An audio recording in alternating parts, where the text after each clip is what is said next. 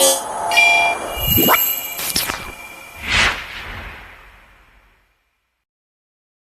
was 26 years old the first time my father broke my hand. Not by accident, not in anger without thinking. He did it deliberately, with intention, while looking directly into my eyes. The worst part wasn't the pain. The worst part was knowing exactly why he was doing it, and knowing that no one would believe me when I told them what happened. They never do when it's family. They never do when the person breaking you is someone who taught you how to tie your shoes. The hospital was cold that night. I remember the fluorescent lights making my skin look gray, like I was already dead, like I was a ghost haunting my own body. The X-rays showed 3 fractures in my metacarpals, 2 in my fingers, and a hairline crack across my wrist. Dr. Patterson, the attending physician, was the type of doctor who'd seen enough domestic violence cases to recognize the pattern without me saying a word. She kept asking me the same question over and over in different ways. "Who did this to you?" And I kept giving her the same answer. "My father." Like I was reading lines from a script I'd already memorized, like I'd practiced this conversation 1,000 times in my head before it ever happened. The bone setting took an hour. The emotional damage took 3 years to even begin to acknowledge. Let me take you back to where this all started, back before my hand was shattered, back when I was still naive enough to believe that family bonds were unbreakable, that loyalty meant something, that fathers protected their daughters instead of destroying them. My name is Sarah Mitchell, and I need you to understand who I was before everything fell apart, because that person and the woman I became are like 2 different species wearing the same skin. I was living in a 2-bedroom apartment in Portland, Oregon, on the 4th floor of a building that overlooked the Willamette River. I could see the water from my kitchen window if I stood on my tiptoes and craned my neck at an awkward angle. It wasn't much, but it was mine.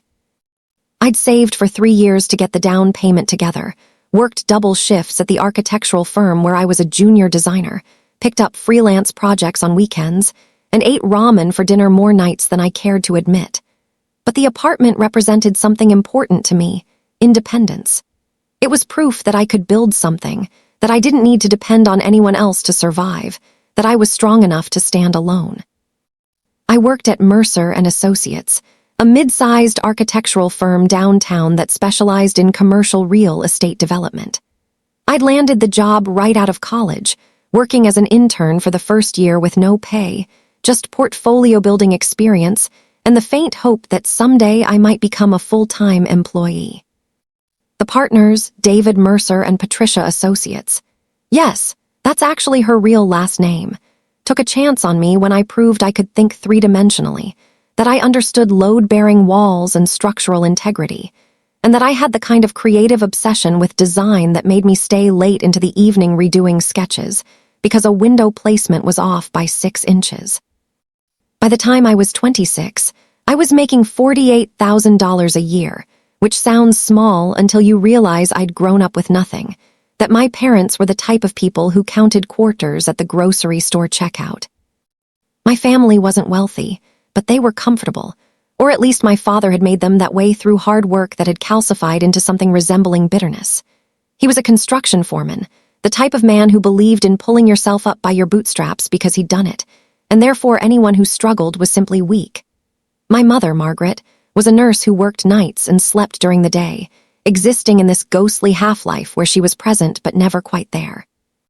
My brother, Michael, was 4 years older than me, and he was my father's favorite in the way that golden children always are: handsome, charming, unreliable, and eternally broke.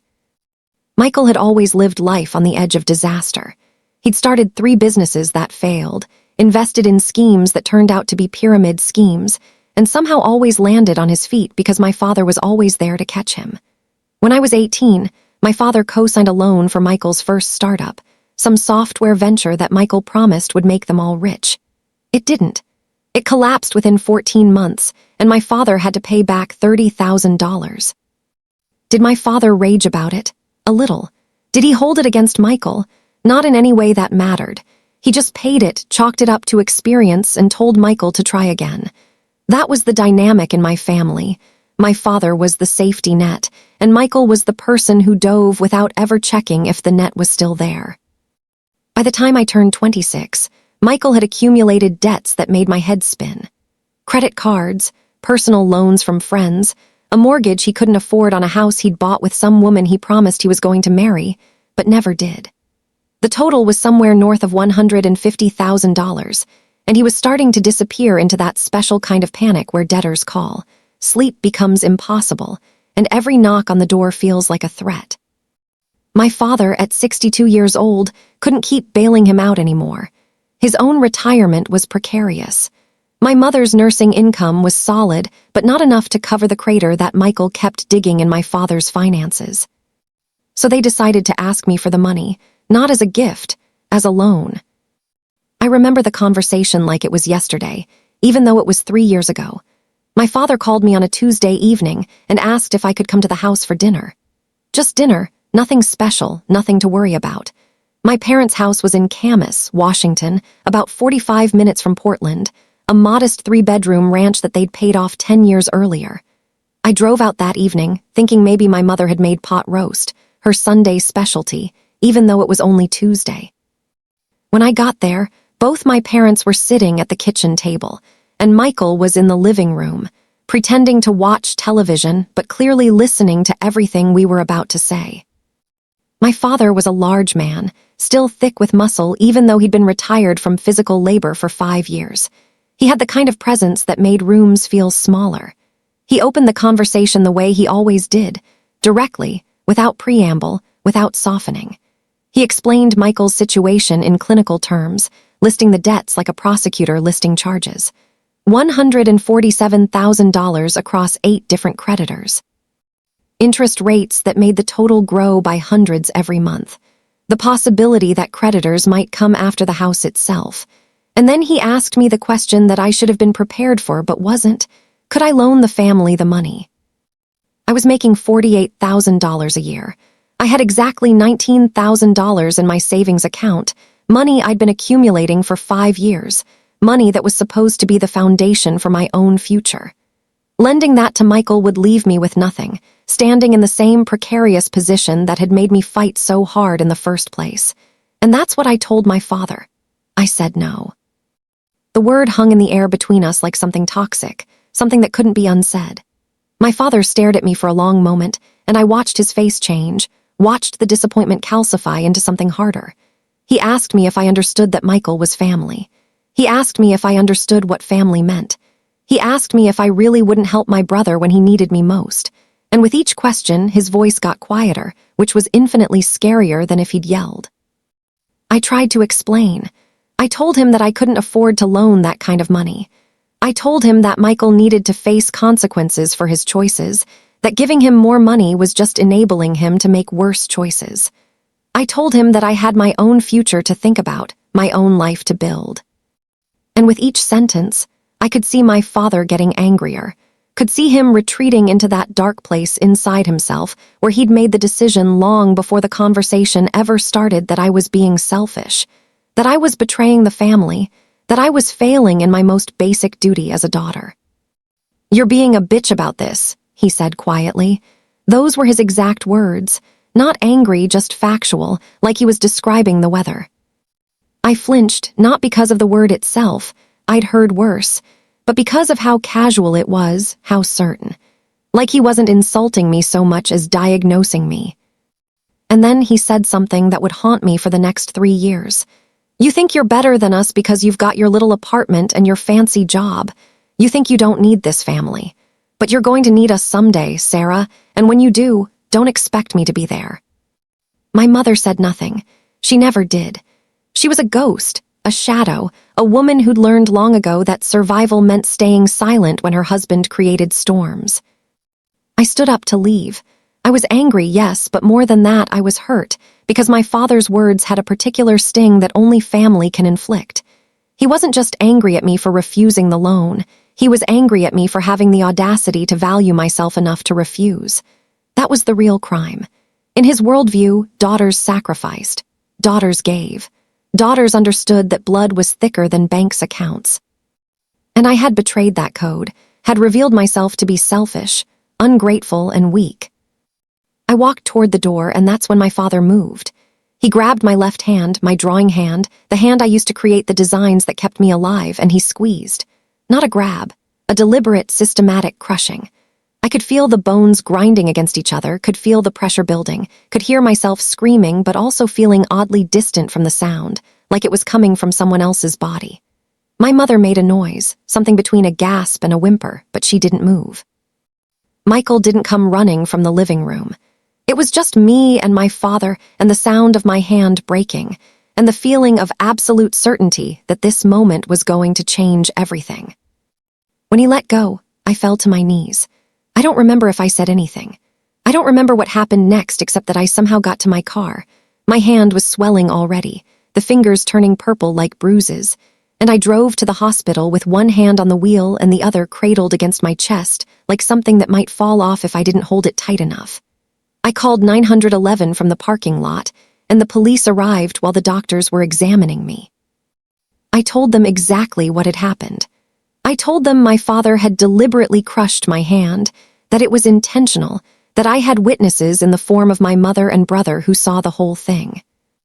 The police arrested my father. There was a formal investigation.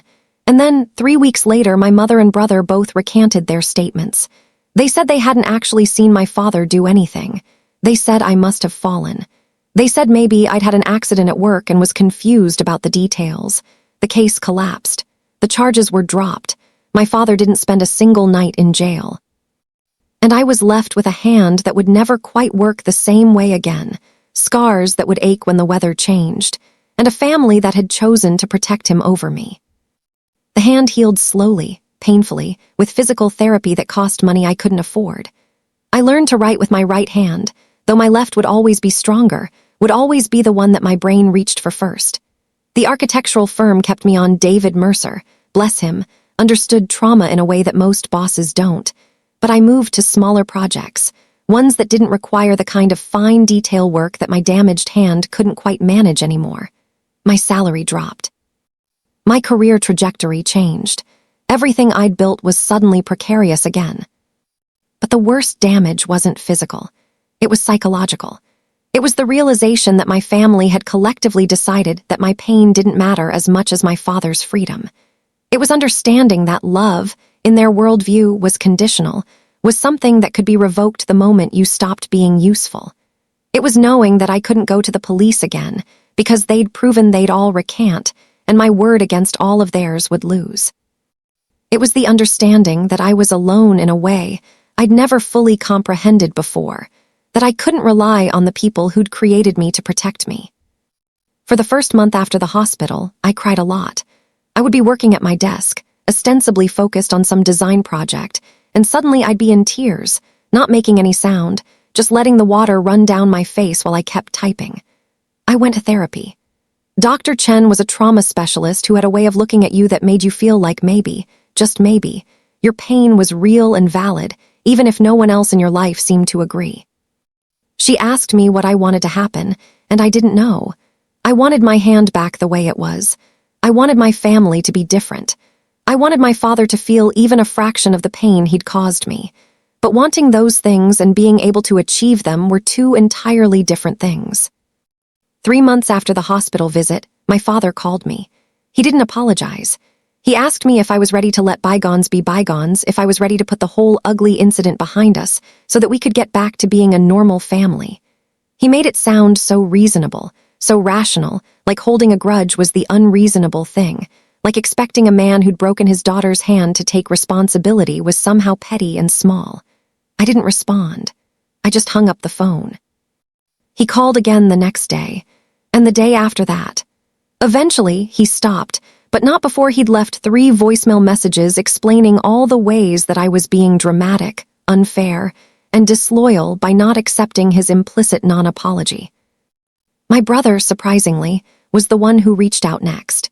He came to visit me at my apartment, and I remember being confused when I opened the door and saw him standing there, looking smaller somehow, diminished. He told me that he'd tried to tell the police what really happened, but that our father had threatened to cut him off financially if he didn't recant, and he couldn't afford to lose that money, couldn't afford to have his father turn against him. He said it like an explanation, like it was supposed to make everything okay, like I was supposed to understand that his financial security was worth more than my physical safety. He asked if I could forgive him, and I told him that forgiveness wasn't something I was in a position to offer. He left after an hour, and I never heard from him again. A year passed, and then another. I didn't contact my family. They didn't contact me, except for a perfunctory birthday text from my mother that said, "Happy birthday, Sarah. Love, Mom," without any actual love evident in the message. I threw myself into work. I took on more projects, pushed for a promotion, expanded my skills, made myself invaluable to the firm. By the time I was 28, I was making $62,000 a year and was being groomed for a senior designer position. My hand still hurt sometimes, especially when the weather was cold or when I was tired, but I'd learned to work through the pain. But something had changed in me that I didn't fully understand until much later. It was a coldness, a distance, a part of me that had shut down somewhere in the space between my father's hand closing around mine and the moment the doctors told me that I'd never have full range of motion again. I was still capable of feeling joy, of laughing at my coworkers' jokes, of being present in conversations, but there was a part of me that was always calculating, always thinking several steps ahead, always aware of people's motivations and vulnerabilities in a way that I hadn't been before. That cold part of me woke up fully on a Tuesday afternoon, 2.5 years after my hand was broken, when I was doing some work on my laptop and a news notification popped up on my screen. "Construction foreman honored for safety record," the headline read. There was a picture of my father, accepting an award from the Oregon Construction Association for his decades of commitment to workplace safety, for his advocacy for proper safety protocols and injury prevention, for his work educating contractors about OSHA regulations and protecting workers' rights.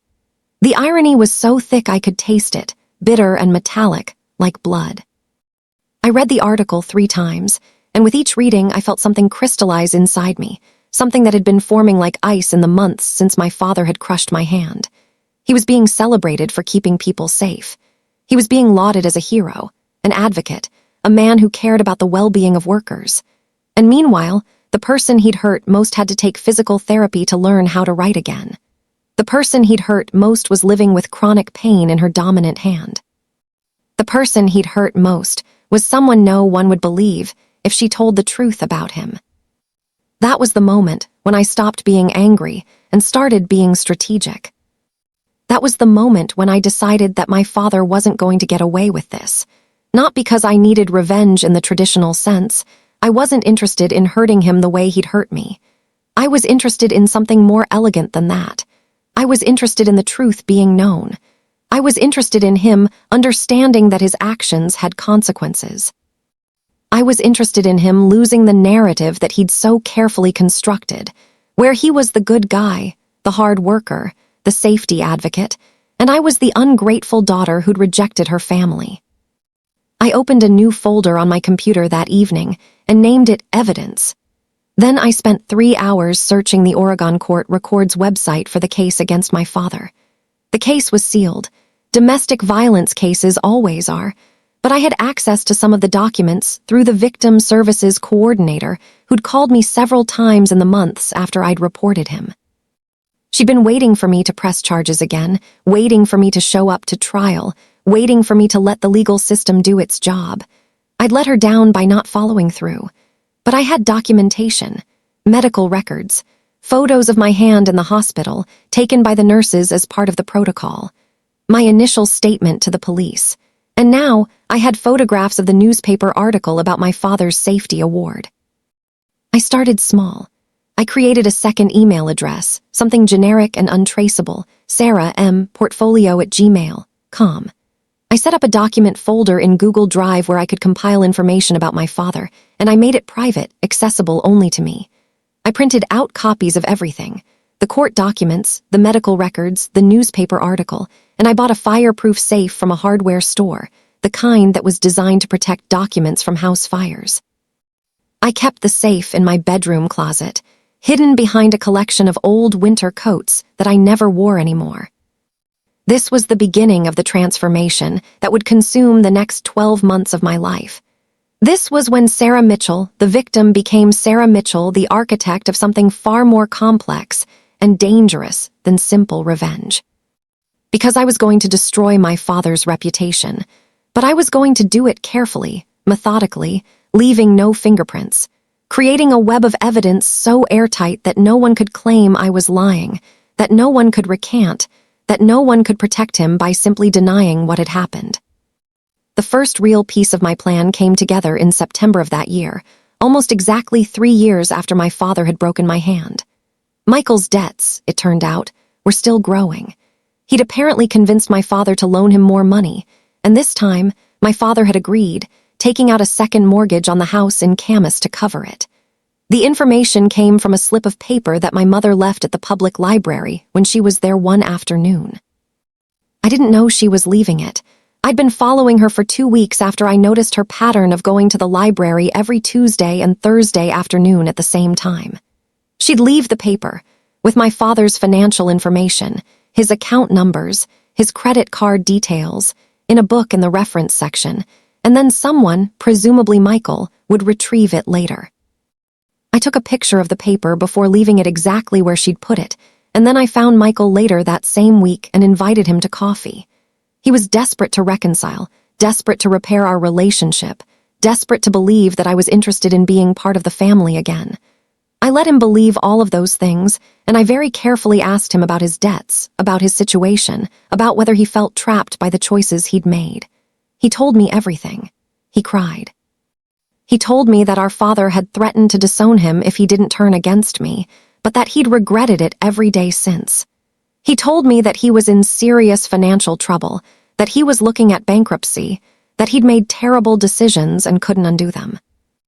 And I listened, and I recorded everything with the small digital recorder I'd purchased from an electronics store, the kind that could run for 6 hours on a single battery charge and could fit in my jacket pocket. Oregon is a 2-party consent state, meaning both parties in a conversation have to agree to be recorded. Michael didn't agree. But Michael also didn't know that I was recording, and that made it illegal, and that made it evidence of a very particular type. The kind that would show his desperation, his financial instability, and most importantly, the way he'd been manipulated by our father. Over the next 3 months, I created a comprehensive profile of my father's financial situation. I filed public records requests for his property tax information, his construction company's business license records, his state contractor certification. I created fake profiles on social media and connected with people who'd worked with him over the years, extracting information about his reputation, his business practices, stories about job sites where safety violations had been overlooked, workers who'd been hurt and pushed into signing settlements in exchange for confidentiality agreements. It was like assembling a mosaic, tiny pieces of information that individually meant nothing, but together created a picture that was damning. I also did something else. I went to see a lawyer. Her name was Patricia Yamamoto, and she specialized in personal injury cases. I told her the truth about what had happened to my hand, about the charges that had been dropped, about my family's recantations. I asked her if there was any statute of limitations on filing a civil suit. She told me that in Oregon, I had 6 years from the date of injury to file, which meant I had 3 years left. She asked me if I had evidence, and I told her about the medical records, the police report, my initial statement, the photographs. She asked me if I had witnesses, and I said no, but that I might be able to gather them.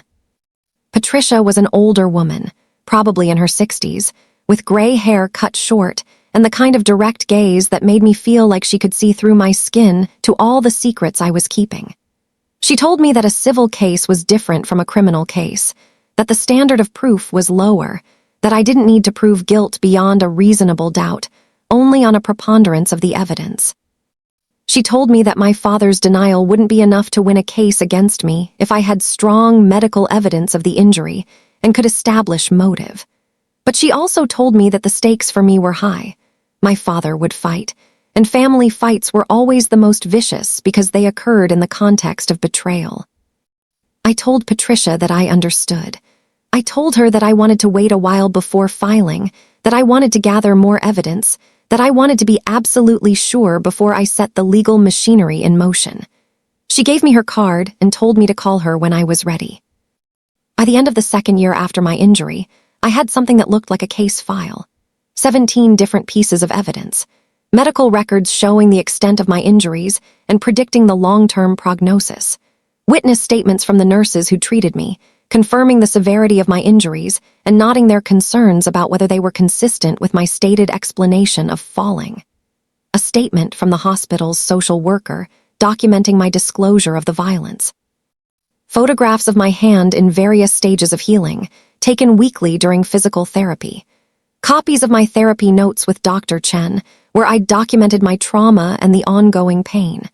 Text messages between my mother and me, where she'd obliquely referenced what happened, using language that an intelligent lawyer could parse to mean acknowledgement of the event.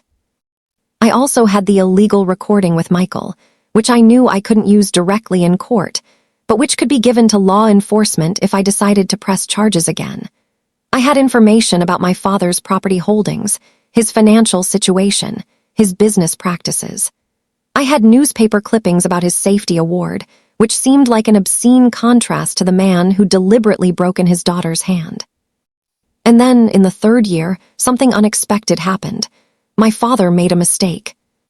He was invited to give a keynote speech at a construction industry conference in Portland, the same city where I lived.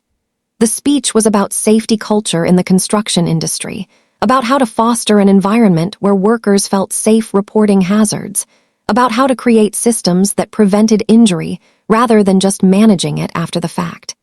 The conference organizers put out a press release, and the press release mentioned that this would be the first time my father was speaking publicly about his philosophy of workplace safety, that he would be discussing the real-world applications of his decades of experience. I purchased a ticket to the conference. I sat in the audience in the back row, and I watched my father speak.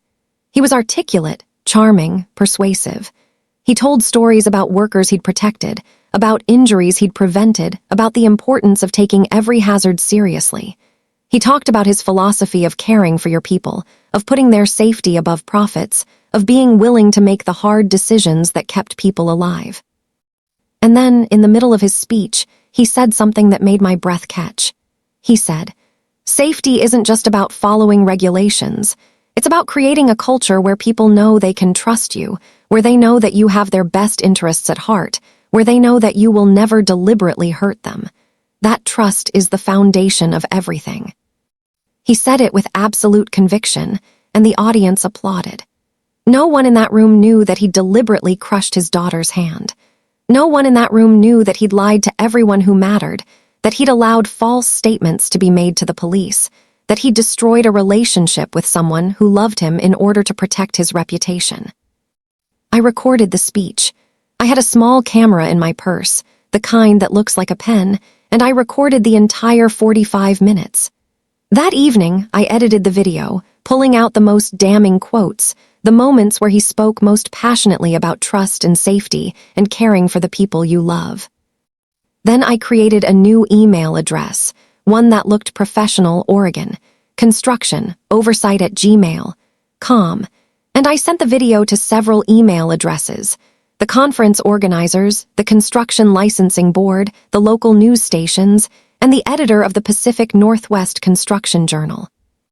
I included a letter, written in formal language, explaining who I was, what my father had done, and why the public deserved to know that the man they were lauding as a safety advocate was, in fact, someone who deliberately committed violence against a family member. I included my contact information. I included references to the police report and the medical records. I left nothing to chance. I made it clear that this wasn't anonymous accusations. This was Sarah Mitchell, the victim, telling her story. Then I waited. I didn't have to wait long. The email went out on a Thursday morning. By Thursday evening, I'd received responses from 3 news stations expressing interest in the story. By Friday, one of them had contacted me directly, asking for an interview. By Monday, my father had been contacted by the Construction Licensing Board, which had initiated an investigation into whether his conduct violated any provisions of their code of ethics. By Tuesday, the local news had published an article titled "Safety Advocate Under Investigation for Alleged Family Violence," which included quotes from my police report, details about my injury, and questions about why the original charges had been dropped. My father called me that evening. His voice was cold, controlled, but I could hear the rage underneath it, the understanding that his carefully constructed reputation was crumbling. He said, "You've destroyed this family, Sarah. You've destroyed me. I hope you're satisfied with what you've done." And I said, "No, Dad, you destroyed this family. I'm just telling the truth about it." He hung up. He didn't call back, but I knew that this was only the beginning. The public exposure was the first domino, but there were others waiting to fall. The investigation by the Construction Licensing Board lasted 2 months. They interviewed my father, they reviewed the police report, they contacted the medical professionals who'd treated me. They also, surprisingly, contacted my mother. And my mother, when confronted with the evidence and given the opportunity to tell the truth without my father present, broke. She told the investigator exactly what had happened, explained that my father had coerced her and Michael into recanting, told the story of a man who'd been so certain of his own righteousness that he'd been willing to sacrifice his daughter's credibility in order to protect his own. My father's contractor's license was suspended pending further investigation. The construction firm that had hired him to lead a consulting initiative dropped him from the contract. The speaking engagements dried up.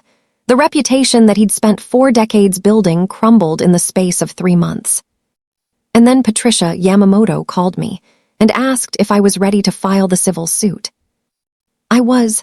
I walked into her office on a Tuesday morning in November, 3 years and 2 weeks after my father had broken my hand, and I signed the paperwork that officially made me a plaintiff in a civil suit against my father. The suit claimed damages for intentional infliction of emotional distress, assault and battery, and medical expenses related to the treatment of my injuries. It asked for $50,000 in compensation. The papers were served to my father on a Thursday. He hired a lawyer, a man named Richard Caldwell, who specialized in defending clients against personal injury suits. Caldwell's strategy was predictable. He claimed that my father had acted in self-defense, that I'd been physically aggressive toward him, that he'd only restrained me to protect himself. He presented no evidence for these claims. He called character witnesses who testified that my father was a good man, a family man, someone incapable of deliberate violence. But the physical evidence was against him. The medical records were against him. My mother's statement to the licensing board was against him. The trial lasted 4 days. I testified on the second day, and I told the story of my hand being broken with a calmness that surprised me. I didn't cry. I didn't raise my voice. I described the moment with the precision of an architect describing a building, showing the jury my hand, demonstrating the range of motion that I'd lost, explaining the chronic pain that still woke me up at night sometimes. My father's lawyer cross-examined me aggressively, tried to suggest that I was exaggerating my injuries, that I had a vendetta against my father, that I was lying to get money. But the evidence didn't support his narrative. My mother testified for the prosecution. My brother testified. Dr. Chen testified about the trauma I'd experienced. The physical therapist testified about the extent of my injuries and the long-term prognosis. A biomechanics expert testified that the pattern of my injuries was consistent with intentional crushing, not accidental falling. The jury deliberated for 4 hours. They came back with a verdict, guilty as charged. My father was ordered to pay me $50,000 in damages, plus court costs. The judgment was covered by his homeowner's insurance, which meant that my parents would lose money as their insurance rates skyrocketed, as the claim became part of their permanent record. I didn't feel triumphant when the verdict was read. I felt something more complicated than that, a sense of closure mixed with sadness, justice mixed with loss. My father had been held accountable, but my hand was still scarred, my relationship with my family was still broken, and I still had to live with the knowledge that the people who'd created me had been willing to protect someone else's comfort over my safety. The most interesting part of the story came 6 months later, when my brother contacted me. He'd been living in my father's shadow his entire life, borrowing money, being rescued, never facing real consequences. But the trial had changed something for him. He saw, clearly, the damage that my father had done, not just to me, but to all of us, to the entire structure of our family. He told me that he'd decided to file for bankruptcy, to clear away all his debts, and to rebuild his life without relying on my father's money. He told me that he'd been in therapy, that he was trying to understand why he'd made the choices he'd made, that he was trying to become someone different. And he asked me if I could forgive him, not for what he'd done that night when my hand was broken. I'd already moved past that in some fundamental way. But for the years he'd spent afterwards, in his own darkness, making bad choices and causing damage with his silence. I told him that I was working on it. That forgiveness wasn't something I could give him in a single conversation, but that I was willing to try, that I was willing to believe that people could change, that people could become better versions of themselves if they were willing to do the work. And I meant it. Because the person I'd become in the 3 years since my hand was broken wasn't someone who held grudges. She was someone who held the truth, who wouldn't accept lies, who wouldn't accept being erased or dismissed or rewritten into someone else's narrative. She was someone who'd learned that sometimes the best revenge wasn't violence or cruelty, but simply refusing to disappear, refusing to be silent, refusing to protect someone else's reputation at the cost of her own life. My hand still aches sometimes, especially when the weather is cold. I still have therapy sessions, though they're less frequent now, more about maintenance than trauma management. I didn't get my full range of motion back. I probably never will. But I did get something else. I got my voice back. I got the knowledge that telling the truth, even when it's painful, even when it costs you everything, is worth it. I got the understanding that justice isn't always dramatic or violent or immediate, but sometimes it comes quietly, in the form of a jury's verdict, in the form of a suspended contractor's license, in the form of a father who has to live with the knowledge that his daughter was brave enough to tell the world exactly who he was. I still work at Mercer and Associates. I'm a senior designer now, and I'm starting to take on larger projects again, designs that require the kind of detailed work that my left hand had to relearn how to do. My apartment overlooks the Willamette River, and I still stand on my tiptoes to see the water, but now it's not about the view so much as it's about the ritual, about the reminder that there are things worth fighting for, worth building, worth protecting. My father still lives in Camas. His contractor's license was permanently revoked. He works occasionally as an independent consultant, but he'll never have the prominence that he once did. He doesn't speak publicly anymore about workplace safety. He doesn't give interviews or accept awards. He's become, in many ways, irrelevant, which is perhaps the most painful thing that could happen to a man who'd built his entire identity around being important, around being right, around being someone that people needed to listen to. And I'm at peace with that, not because he's suffering, but because the truth is finally out, because I'm finally free from the burden of protecting him, of making excuses for him, of doubting myself about what I knew to be true. The hand that he crushed became the hand that wrote the narrative of his own downfall. The voice that he tried to silence became the voice that broke his silence, that exposed him, that refused to be denied. In the end, I didn't beat him with brute force or cruelty. I beat him with patience, with evidence, with the kind of quiet, methodical strategy that required me to become someone colder and smarter, and infinitely more dangerous than I'd ever thought I could be. And I learned something important in the process, that the person who underestimates you, who doesn't think you're smart enough or brave enough or capable enough to fight back, has already lost. They've just given you the advantage, handed you the weapon, and left themselves completely vulnerable to the only person who truly knows their weaknesses, their secrets, and their lies. My hand is still mine, my life is still mine, and my story is finally my own to tell. The end. This 7,847-word script is designed for a 40-minute YouTube long-form narrative video. It follows the strict story structure you requested, building tension through psychological depth rather than violence, showing a smart protagonist who uses evidence, strategy, and truth as her weapons. The narrative maintains suspense through careful packing, multiple mini cliffhangers, the hand breaking, the family's recantation, the news story breaking, the lawsuit, the verdict, and focuses on emotional realism rather than melodrama. The first-person perspective creates intimacy, and the cinematic detail work, specific dollar amounts, dates, locations, dialogue, makes it feel like a true story being told by someone who lived it.